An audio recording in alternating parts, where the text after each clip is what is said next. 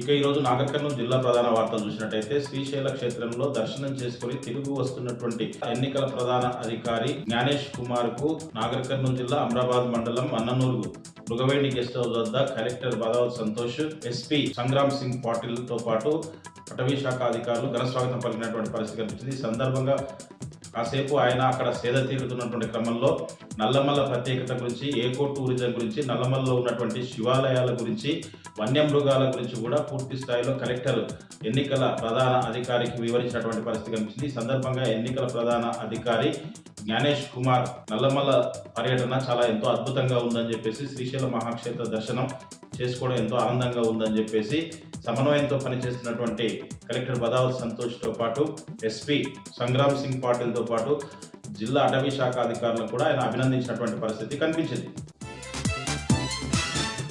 మరొక వార్త చూసినట్టయితే కొల్లాపూర్ నియోజకవర్గంలో మంత్రి జూపల్లి కృష్ణారావు సంబంధించినటువంటి అనుచరులు, కాంగ్రెస్ నాయకుల ఆగడాలు రోజు రోజుకు మితిమీరిపోతున్నాయి. చిన్నంబావి మండలం అయ్యవారిపల్లిలో కాంగ్రెస్ సర్పంచ్ అభ్యర్థిగా పోటీ చేసినటువంటి మద్దమ్మ భర్త తిరుపతయ్య లక్ష్మి అనే మహిళపై ఇంటిపైకి వెళ్లి ఆమెపై కాలు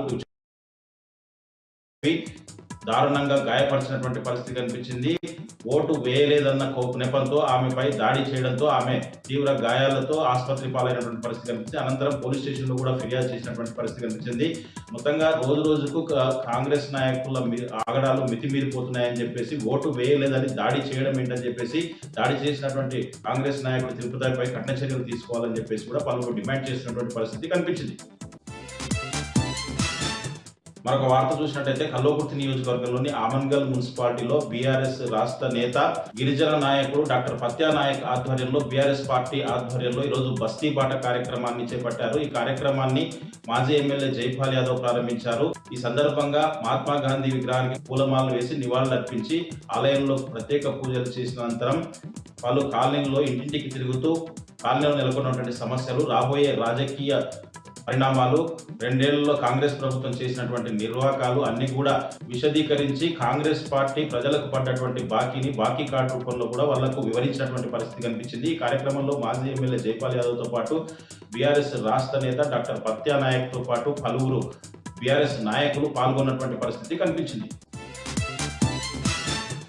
మరొక వార్త చూసినట్టయితే చారగొండ మండలం ఎర్రవల్లిలో 19 రోజులుగా డిండి లిఫ్ట్ ఇరిగేషన్ లో భాగమైనటువంటి ఎర్రవల్లి గోకారం రిజర్వాయర్ సామర్థ్యం తగ్గించాలంటూ ఎన్నికలను సైతం బహిష్కరించి వాళ్ళు రిలే దీక్షలు చేస్తున్నటువంటి వాళ్లకు ఈరోజు ఎల్హెచ్పిఎస్ రాష్ట్ర అధ్యక్షుడు రాంపాల్ నాయక్, ఉపాధ్యక్షుడు దశరథ్ నాయక్ తో పాటు జిల్లా నాయకులు దేవిలాల్ చౌహాన్, సాయి కుమార్ అంతా కూడా మద్దతు పలికినటువంటి పరిస్థితి కనిపించింది. ఎట్టి పరిస్థితుల్లో ఎర్రవల్లి తండాకు సంబంధించినటువంటి ముప్పుకు గురి కాకుండా రిజర్వాయర్ సామర్థ్యాన్ని తగ్గించాలని, లేని పక్షంలో ఎల్హెచ్పిఎస్ పెద్ద ఎత్తున ఆందోళనకు దిగుతుందని చెప్పేసి కూడా ఇటు రాంపాల్ నాయక్, దశరథ్ నాయక్ ప్రభుత్వాన్ని హెచ్చరించినటువంటి పరిస్థితి కనిపించింది.